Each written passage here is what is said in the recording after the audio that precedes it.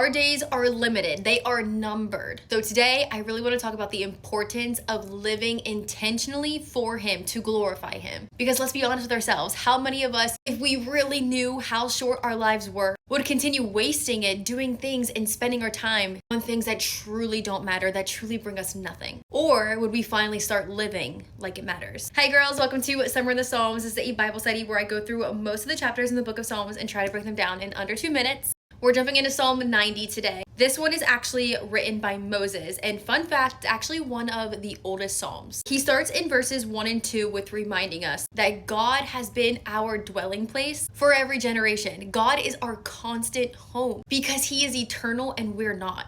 Each and every single one of us are going to be returned back to the dust. Verse 3 says, "You return man to dust." And then verse 4 says, "For 1,000 years in your sight are but as yesterday when it is past, or as a watch in the night." Because God isn't bound by time. We have to make every moment count because we never know when our last day is going to be. Only God knows our timeline. For us humans, we live a short life filled with struggles and work, then we meet death. But God is in control of your lifespan. We don't get to choose when our time is up. Instead of that leaving you distraught and hopeless, we are taught in the scripture to number our days. That is straight from verse 12. My version says, "Teach us to number our days that we may get a heart of wisdom." This echoes Genesis 3:19.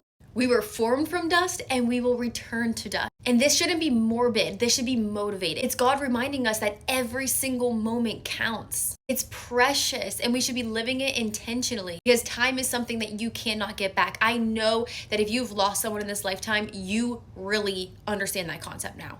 Even though they're but a blink, our lives do matter. They're not purposeless. We were each created one by one. God knows each and every single one of us because He created us. He had a plan for us and a purpose for us. Even though time limits us, it does not limit God. Yes, life is short, but God's timeline is eternal. Let's end this by looking at verse 17. It says, "Let the favor of the Lord our God be upon us and establish the work of our hands." This shows us here that our efforts, our work here on earth does matter. That when we give it to God, He can bless it and make it fruitful.